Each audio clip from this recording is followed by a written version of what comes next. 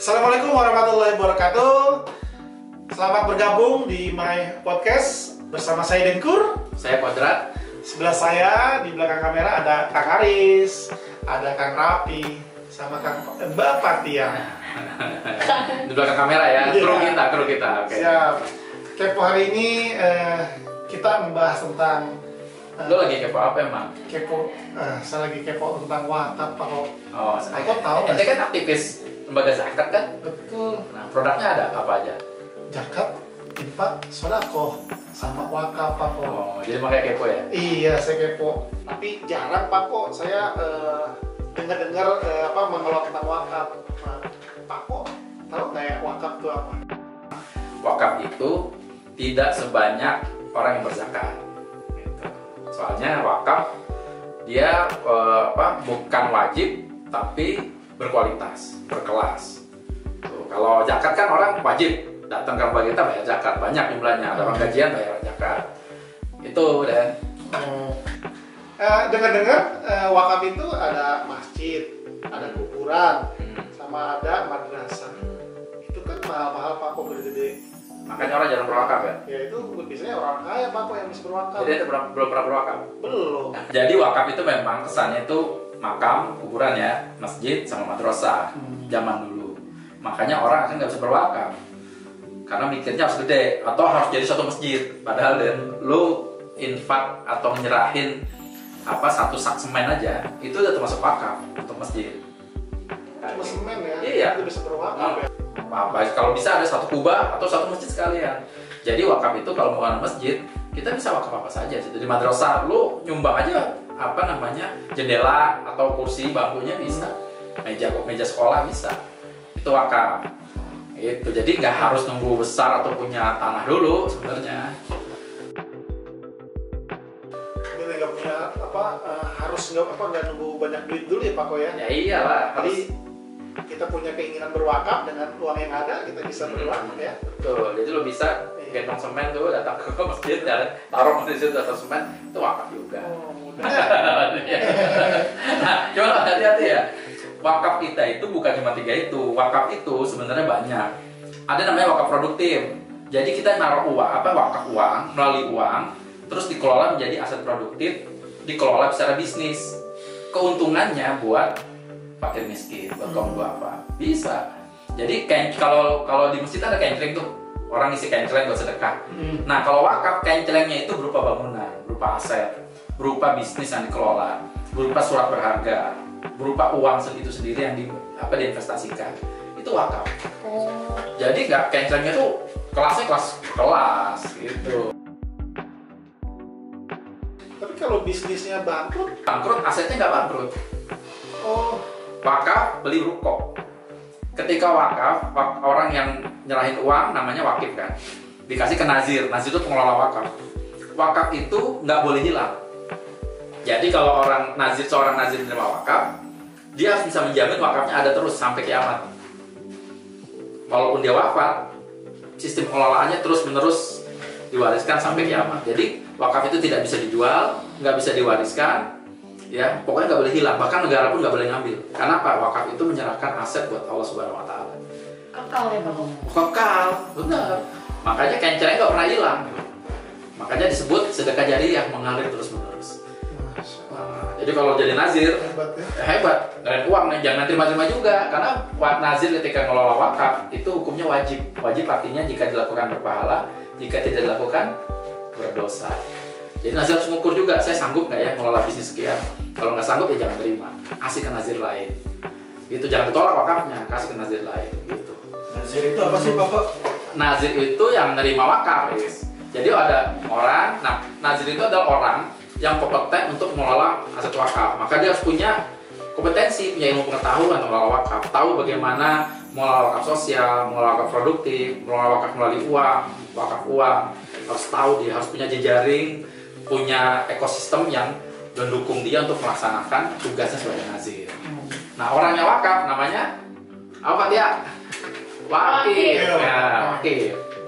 Oh, jadi dari Barang yang awal diwakafkan apa Pak Ko? Ayo apa? Barang yang diwakafkan. Mauquf. Mauquf bi. orang yang berwakaf nih, misal saya berwakaf nih Pak Ko, terus wakafnya produktif. Saya boleh nggak sih dapat penghasilan dari itu? Saya mewakafkan rumah mewah saya. Wah, itu anggap aja itu punya rumah mewah dah, harga 20 miliar gitu kan. Iya. Saya mewakafkan rumah saya. Main pakai rumah. Dia rumah saya. 20 miliar nggak? Kalau 20 miliar nggak main. Oh, Pondok Indah. 20 miliar nih. Tapi saya minta keluarga saya kebagian dari penghasilan wakaf saya. Boleh. Nanti diatur sama nazir. Pastinya ada juga yang dibagi untuk fakir miskin. Enggak. Jadi nanti ada pembagian 10, 40, 50. 10 itu untuk nazir, 50 untuk mauquf alaihi. Nah, dari 50 ini itu dibagi antara mukoyatnya si nazir, si wakif dan fakir miskin. Misal dari 50% ini bagi-bagi 20% untuk keluarga atau anak keturunan, yang 80%-nya untuk fakir miskin. Itu bisa. Jadi wakaf itu enaknya apa? Dia ada terus menerus. Kalau rugi, tadi kan tanya rugi tuh. Rugi nih, usahanya. Tanahnya kan masih ada. Ganti aja yang ngelola. Gitu. 40%-nya Pak Kok tadi ketinggalan. 40% untuk pengembangan. Nah, Buat pengembangan tuh. Tuh. Kayak gitu deh. Oh, gitu. Punya tanah 2 miliar. Banyak. Itu gampang tinggal gesek. Nah, apa lagi? Mas Rapi mau nanya nggak? Belum ada tadi dulu. Jadi kalau ente mau wakaf, belajar aja dulu. Oh. Apa misalnya dari satu saksmen bisa. Saya mau Atau- belajar nih Pak Ko, Nah. tapi saya belajar harus tahu sejarahnya dulu nih. Nah, sejarahnya wakaf itu gimana Pak? Sejarah wakaf yang dalilnya ada itu ketika Umar bin Khattab nyampein ke Rasulnya, Rasul saya punya tanah di Khaybar. Sebaiknya aku apakan tanah ini? Kata Rasulullah SAW, engkau boleh tahan sebagian, kamu boleh ambil dari atasnya untuk keluargamu. Tahan itu asal menjadi kata dasar dari wakaf.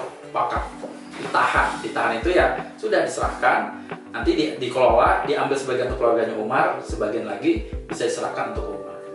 Itu sejarahnya. Oh, jadi emang udah ada Dan sejarahnya ya. yang paling banyak mewakafkan hartanya adalah Rasulullah SAW.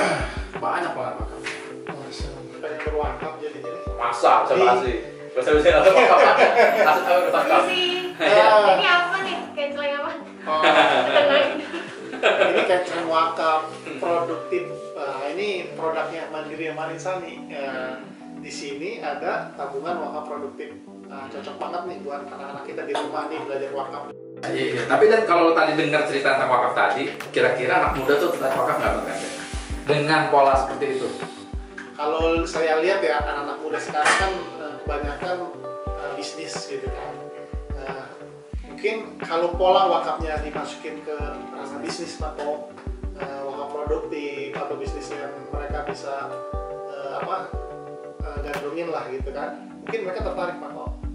Saya ini sebagai pebisnis juga Pak Ko. Iya. Anak muda juga bukan? Hah? Anak muda juga bukan? Ya setengah lah. Ya. Setengah remaja, setengah. Bisnis muda ya? Iya. Nah, itu mungkin tertarik Pak Ko. Saya apalagi tadi ada keuntungan untuk yang berwakaf. Maksudnya kita ada bisa dapat bagi hasil dari situ. Itu tertarik juga buat bagi kita yang muda-muda untuk mudah berwakaf. Nah, sekarang ini banyak orang-orang yang senior nih, yang di atas saya umurnya itu merasa wakaf itu harus murni, harus ikhlas, jadi nggak boleh ambil keuntungan karena dia sedekah. Nah, itu persepsi yang harus kita luruskan gitu ya. Jadi orang yang berwakaf itu bisa untuk bisnis. Nilai sedekahnya di mana? Nilai sedekahnya di tanahnya, asetnya. Kan tanahnya dikasih kan, milik Allah selamanya. Nggak akan pernah hilang, dan kalau mengganti pengelola, tanah itu tetap untuk wakaf, nggak pernah hilang sampai kapanpun. Itu kelebihannya wakaf. Ada orang mau eksekusi nggak bisa, kenapa? Karena tanah itu sudah dicatat di Badan Wakaf Indonesia. Nggak akan ada yang bisa ngambil, termasuk negara nggak bisa ambil. Kalau mau diambil, tukar guling ke tempat yang sama harganya, strategisnya sama, nilainya sama. Oh gitu. Menarik. Jadi kalau bisnis wakaf, bayangin kita punya tanah, punya bangunan, lalu kita kelola bisnis di atasnya. Efisiensinya dari mana? Nggak ada sewa tanah. Itu bisa efisiensi dari segi modal, bahkan bisa memberikan keuntungan yang harusnya lebih banyak dibandingkan yang harus sewa tanah atau sewa gedung. Itu bisa modal seperti itu. Tapi surat-suratnya itu udah dari BWI ya?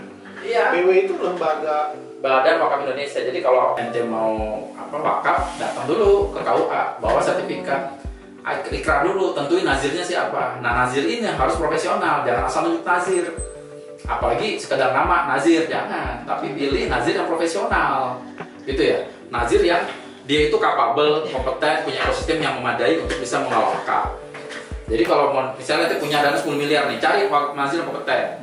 Apa sih bentuk kompetensinya? Apakah orang dalam nazir itu yang mengelola sudah punya kompetensi? Yang kedua, apakah lembaganya cukup capable?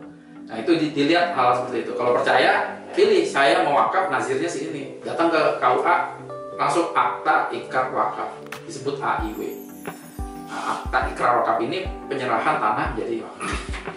Oh pastinya nggak sembarangan ya Pak Ko ya ke kita wakaf ke lembaganya. Berarti setiap lembaga harus ada sertifikat wakafnya. Harus memiliki izin mengelola wakaf. Nah kalau sudah wakaf, ada sertifikat wakaf sebagai bukti bahwa tanah ini sudah diwakafkan. Udah menarik belum? Wah, saya sih udah cukup. Kalau Jadi udah wakaf Rp1.000 itu boleh nggak sih Pak? Wakaf Rp1.000 bisa, boleh, tapi nggak dapat sertifikat dan cuma kecil ya. Misalnya aset wakafnya kebutuhan wakaf 1 miliar nih. Wakaf Rp1.000 kita terima, tapi nggak lewat online gitu ya, nggak bisa lewat nggak tercatat dan nggak dapat sertifikat. Ntar kalau Rp1.000 kapan jadinya wakafnya gitu ya? Pelit amat Rp1.000. Pahalanya gede. Pahalanya kecil banget. Yang namanya orang miskin Pak Ko punya uang 1.000. Boleh, kan aja nggak tolak. Tapi selevel dia ini masa 10 juta ya udah ada. Kalau saya keluarin Pak Ko. Gitu ya, jadi itu akal. Ya, ada satu lagi nih Pak Ko. Saya kemarin dengar Pak Ko ada wakaf emas itu digulirkan Pak Ko. Boleh nggak sih wakaf digulir ke orang lain digulir? Pertanyaannya, wakaf emas itu mauquf alaihi siapa? Penerima manfaatnya siapa? Ada nggak? Mustahik. Iya, siapa? Dia misalnya dia pedagang pengusaha, pedagang UMKM gitu kan, dikasih emas. Oke, udah jawab ya, ada Bapak. Dikasih emas. Emasnya digadekan. Hasil uangnya itu buat modal usaha dia Pak Ko. Itu bukan wakaf.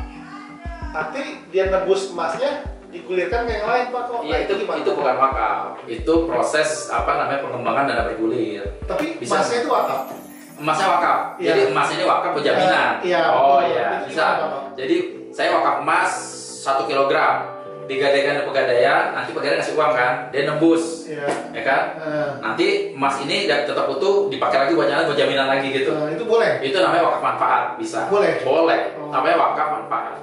Jadi silakan manfaatin. Sama orang punya rumah, pakai di rumah saya 10 tahun buat kegiatan sosial, buat madrasah, buat rumah yatim, boleh. Itu wakaf manfaat. 10 tahun kemudian balik lagi ke pemiliknya, boleh. Yang penting nazirnya mau. Nah, itu harus ada nazirnya. Nazir mau mengelola nggak? Karena rumah itu dibalikin harus dalam kondisi awal kan, harus bagus lagi, harus gitu. Nah, dia mengelola harus siap. Jadi bisa wakaf emas, bisa wakaf manfaat. Denny punya tanah, oke, silakan pakai tanah saya 50 tahun.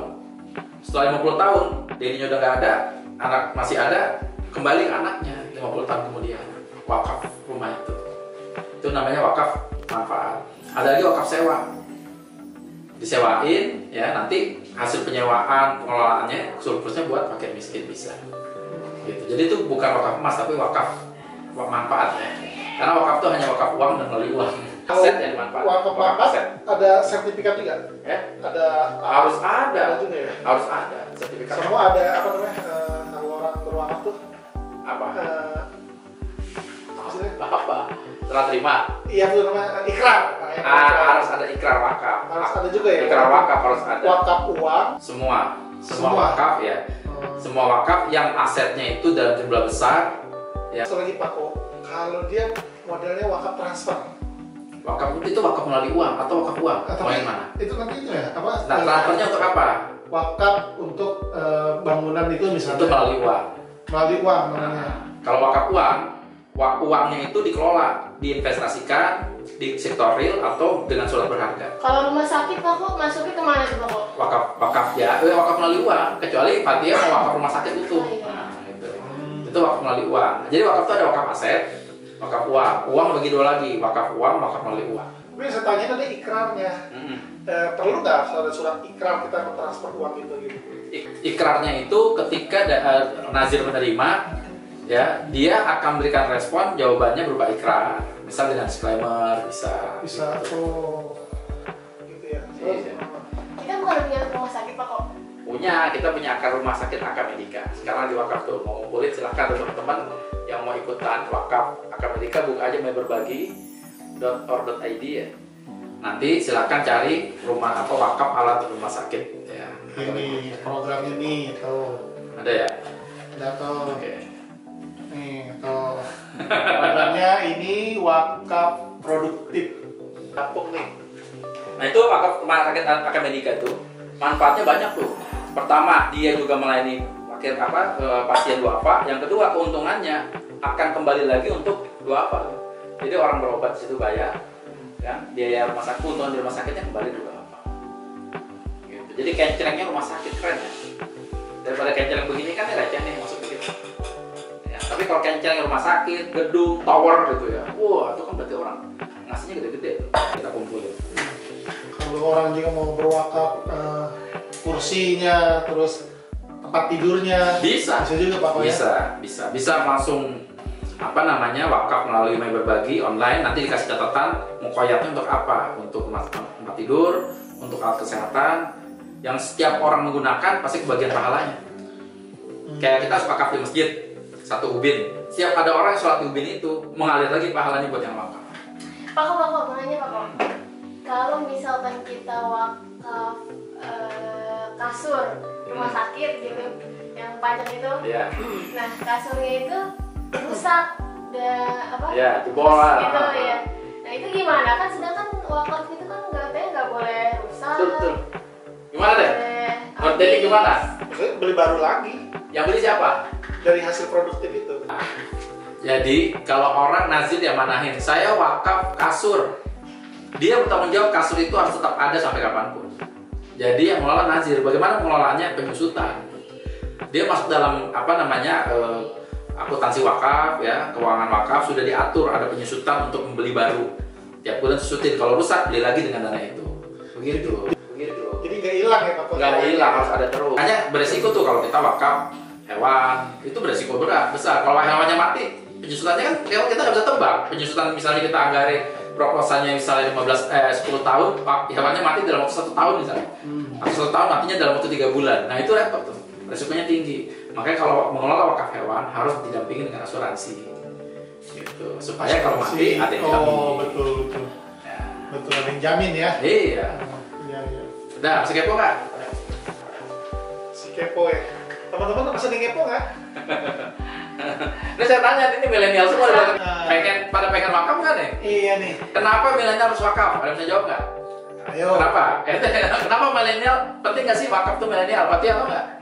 Kenapa milenial? Kenapa penting? Selain bisa,